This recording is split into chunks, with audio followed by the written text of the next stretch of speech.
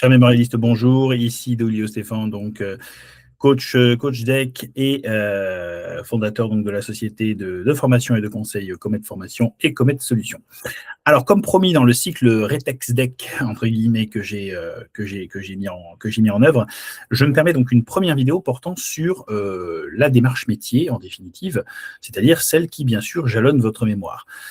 C'est un terme que celles et ceux qui parfois ont le plaisir de me voir passer dans certains groupes ou de discuter avec moi m'ont souvent entendu dire votre mémoire n'est pas, contrairement à ce qu'on pourrait peut-être s'imaginer, compte tenu du nombre de fois que ce terme est apparu, n'est pas un recueil d'outils.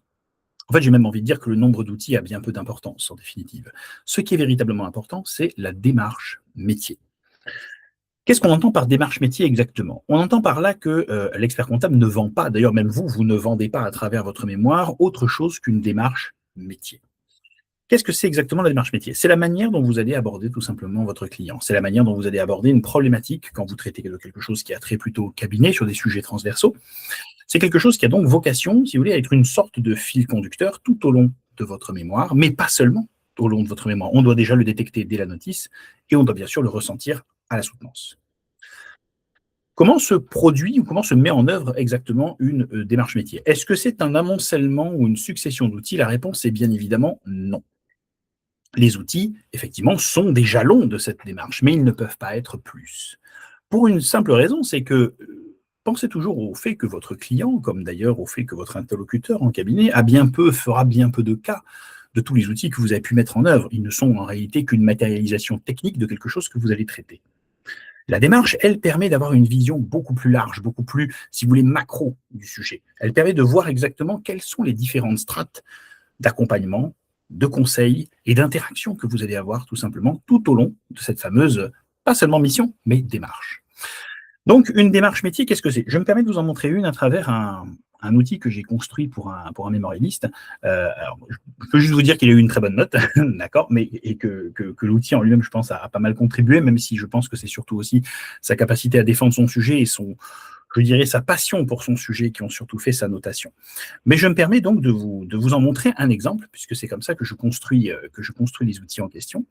D'accord. Je crois que pour celles et ceux qui m'ont déjà vu en visio, je l'avais déjà montré parce que c'est un des outils de la dernière session et j'aurai le plaisir d'en partager d'autres sur les prochaines sessions, bien sûr.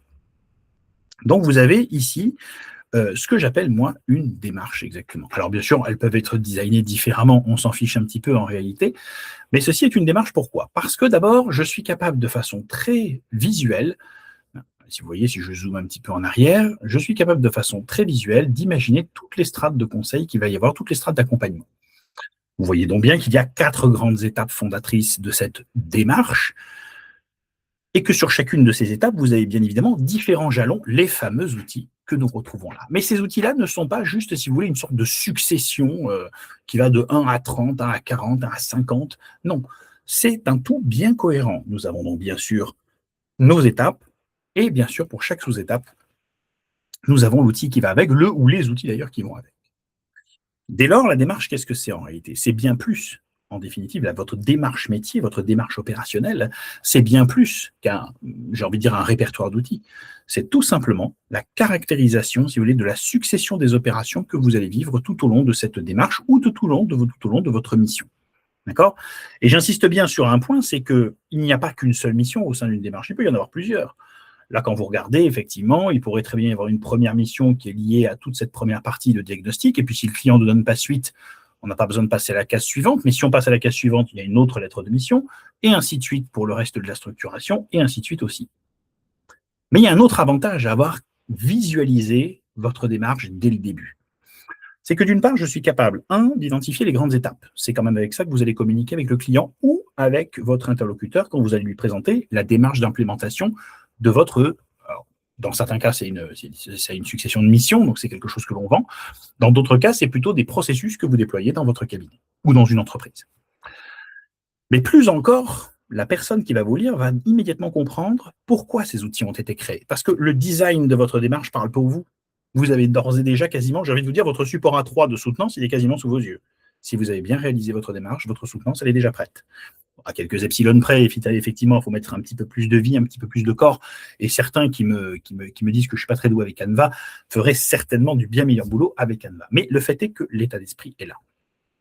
Vous avez votre succession d'étapes et c'est tout de suite beaucoup plus visuel et beaucoup plus clair, à la fois pour celui qui peut lire votre notice quand il comprend la succession d'étapes et d'outils qui la jalonnent, mais également pour les personnes qui vont lire votre mémoire. Donc, être capable de construire cette démarche métier, cette succession de processus, cette succession de missions au sein d'un même ensemble, c'est très important parce que c'est ça que vous vendez dans votre mémoire de deck. Ce ne sont pas des outils, ce n'est pas plus du Power BI parce que vous avez peut-être entendu parler que Power BI, certains avaient réussi. Moi, je peux vous dire que certains ont très bien réussi parce qu'ils ont été très bons vendeurs certainement de ce qu'ils ont fait. Et je peux vous dire que d'autres se sont fait tordre le bras parce que malheureusement, on leur a reproché d'avoir fait quelque chose de grandiose dans l'apparence, mais in fine, malheureusement assez pauvre dans la finalité. Donc attention à ne pas vous laisser avoir par la forme. La forme est souvent effectivement le reflet du fond, mais elle n'est malheureusement pas le fond. D'accord ? Et on peut le toucher, le fond, malheureusement, si justement on a mis en œuvre, si vous voulez, un ensemble, une succession d'outils, sans que votre jury ne soit capable de percevoir l'articulation de chacun de ces outils les uns avec les autres.